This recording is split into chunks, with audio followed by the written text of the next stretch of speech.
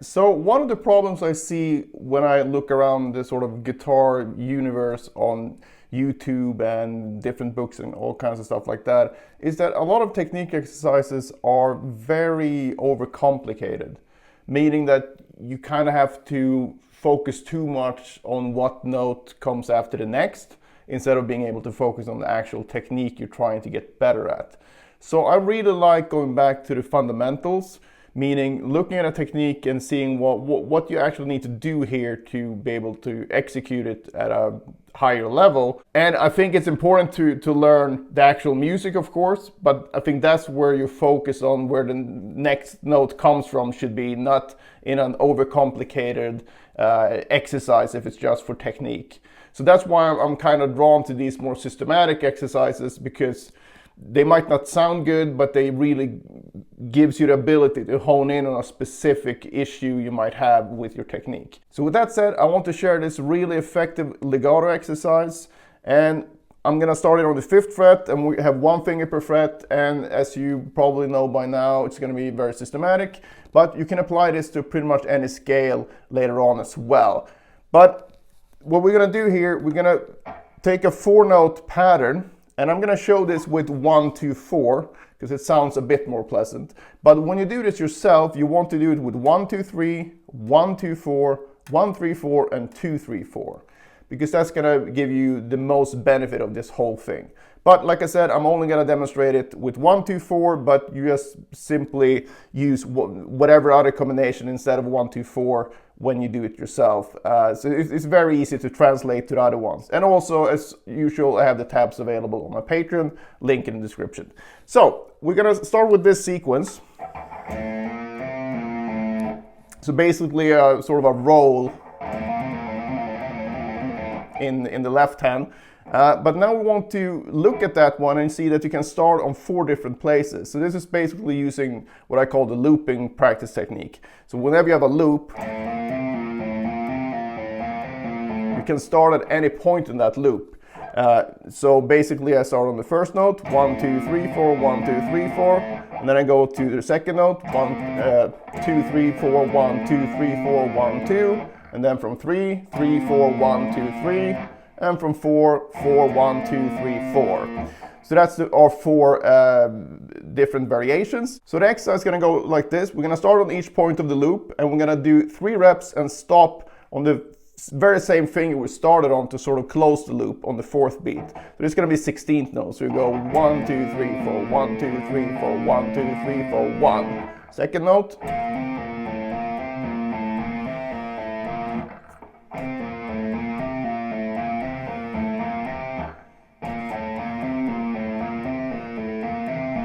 All right, so that's the first part of the exercise.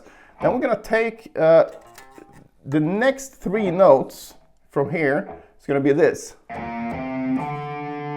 And if you're wondering like, well, where did that note come from? How do I know that I'm gonna change here? Think of whatever fingering you're working on at the moment, if you do 1, 2, 4 in this case, that you have this symmetrical pattern. So that's your scale for this exercise. So what we're doing here, we play the first 3 notes, and within those 3 notes we have this 4-note loop where we start on each points of the loop, and then when we go to the next set of 3 notes, it's going to be the 2nd, 3rd, and 4th note of the scale I just showed you. So now we apply the same thing here. So now the loops are going to be the first one, 2nd, 3rd, and then 4th. So if we put that together in the way that you should practice it.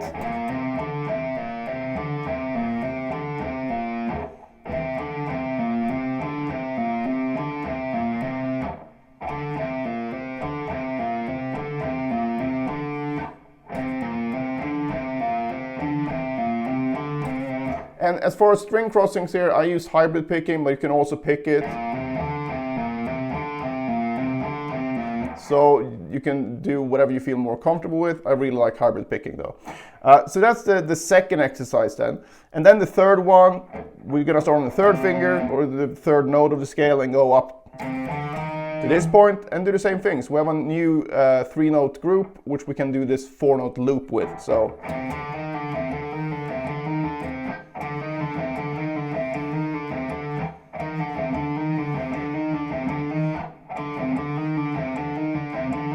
If you're wondering what's the point of this, well, when you work on legato, it's very important to do these kind of looping exercises so you're used to the sound you're getting depending on what note you're starting on, so you won't confuse your brain rhythmically when you play this in an improvisational fashion, or trying to learn a specific solo, because even though the loops are the same, it feels different depending on what point of the loop you start. But you can try that for yourself, and you probably feel, if you've never done this, that it can be quite confusing at first. And that's because, again, we play music and guitar with our brain that sends the signals to the fingers. So if the brain gets confused by a different sound, even though the fingerings are the same order and everything, it can feel and sound quite different. And to do these string crossing exercises, that's to address a really big problem for a lot of people when it comes to legato, where it's very easy to overdo the string crossing. So ideally, you shouldn't hear when you cross strings when you listen to someone play legato. I mean, you will hear it somewhat if you really listen for it, but it shouldn't be that obvious if you're not going for that effect, right? So, and this is largely a timing-based thing, but also a dynamics-based thing. So when you do this one, make sure that you get the string crossed, or whenever you cross strings, that you match the dynamics of the legato. So I don't want to do that. I want to go.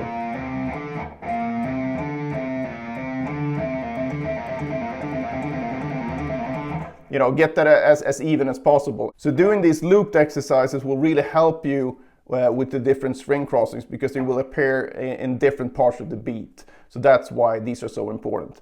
And then basically once you've done the loops from this one, and from this one, you restart it on the A string. Do all the loops here, and then D string.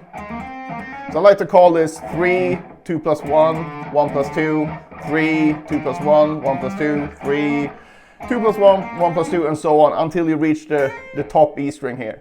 And once you've done that, you're done with this fingering, because since it's a loop, it's not going to be any different if you started over here and did it going backwards. It's still going to be the same combination since we have a loop. So once you've done it straight up here, do the next fingering. But like I said, you should really do this with 1, 2, 3. So that would be 1, 3, 4, and then 2, 3, 4, and then all the way up. So do this and try it on a different set of frets each day. It's very important to work up here as well, because it's a totally different feel. The frets are tinier. It's more tension because of the higher pitch. So basically make sure you do it all over the fretboard. And if you find that you have particularly hard time doing it up here, it's a good idea to spend more time there so you can actually get over that sort of hump in your technique. So while I know that these exercises don't sound that great, and it might not be super fun to work on either, they really give you quick results though. So just go through this once and then try playing some legato, and I think you're gonna feel a difference. So make sure to try it for at least a week or two before you make a judgment on this way of practicing. Of course, you can also take whatever scale you're working on and go through it in the same fashion. So if we have this scale here is an A minor scale, you would have 3 notes here. But start on every point of the loop, of course. Go through. And here you have to,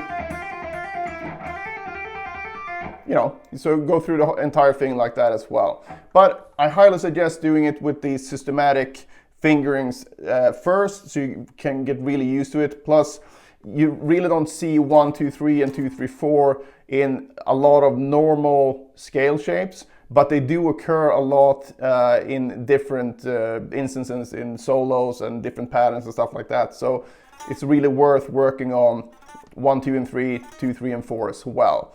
But I'm gonna leave that up to you. Do whatever you want, basically, but this exercise is really, really helpful when it comes to getting your legato to a higher level.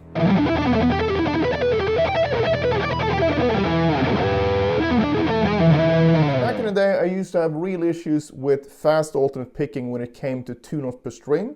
I was fine with 3 notes per string, but the 2 notes per string thing was a bit harder to crack. So if you struggle with fast alternate picking as well, and you don't know what to practice or for how long, I've created the perfect solution for you in the form of the Pentatonic Picking Power Book. So in this book, you'll find a daily workout that will not only help your pentatonic picking, but will also upgrade your overall alternate picking technique. So it contains basically the same exercises I use myself to develop my picking abilities, as well as numerous students over the years that I've given the same exercise to with great results. So I know these exercises work as long as you put in the work. So it's not a quick solution or quick fix. It will still take a lot of work, but at least you have a very easy to follow routine. So if you're up for a big alternate picking upgrade in 2024, I cannot think of a better start. It's $9 and I think it's very underpriced, but I did it that way just so as many people as possible could be helped by this. So check that out.